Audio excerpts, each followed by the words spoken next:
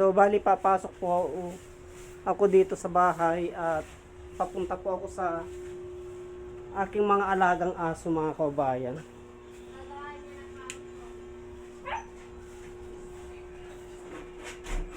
Kasi ang aking mga alagang aso, mga kabayan, ay makukulit yan. Basta't lalabas na po ako, tulad ng dito, ayan po sila. Oh. Yan po, nag-uunahan po yung mga yan. Oh, parang kayo.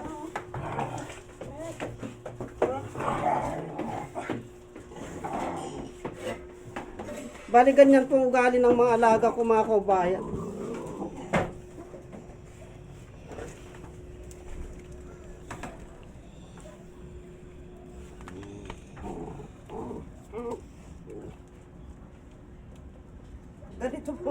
Ganito po ugali ng mga ito. Malalambing po sila.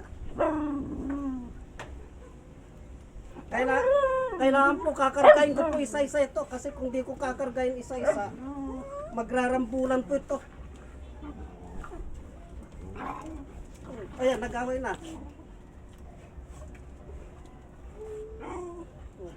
O, likan na.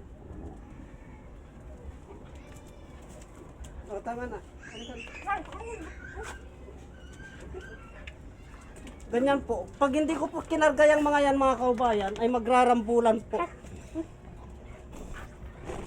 He! Ngayon po ipapasok ko naman po itong halamang gamot na ito kasi gamot po nila ito eh. Ipapasok ko po yan dahil gamot po nila yan, mga kaubayan.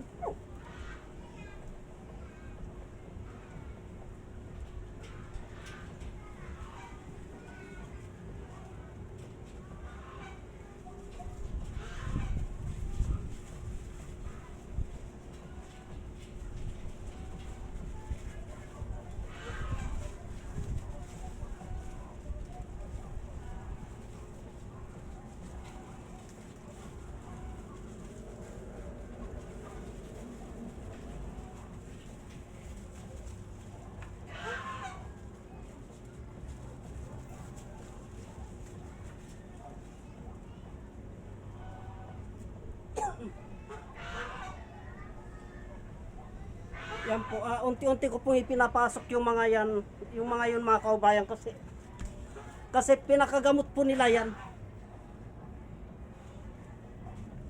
Araw-araw po kumakain sila niyan, mga kaubayan, dahil tuwing masama po ang katawan nila, yan po, kumakain po sila dyan.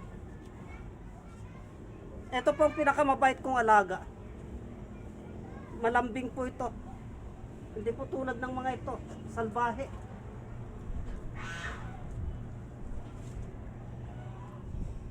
Kaya silipin naman po natin, mga kaubayan, yung aking mga alagang gansa. Ayun po sila. Oh. Ayan po.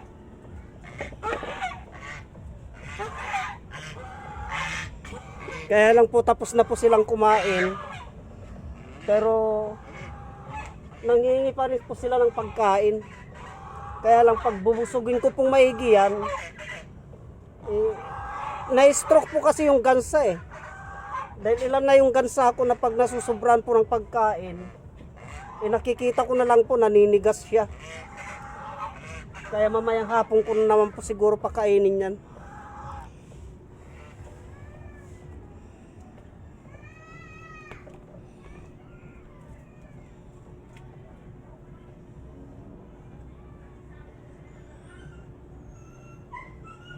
Bali ang halamang gamot na aking alaga dito, mga kaubayan, ito, pinakagamot po nila at saka yan po. Ito po. Yan. Yung kahoy na yan po, mga kaubayan, yan naman po ang hinahalo ko sa kanilang pampaligo.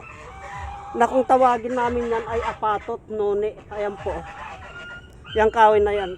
Pagpapaliguan ko na po sila, ay kumukuha po ako ng bunga niyan o dahon, dinidikdik ko, saka ko po hinahalo sa pampaligo nila. Ganun din po sa gansa, mga kaubayan. Hinahalo ko sa inumin nila, para sa ganun ay lagi po silang masigla mga kaubayan at natatanggal din po ang mga galis-galis nila, ang mga kuto-kuto nila.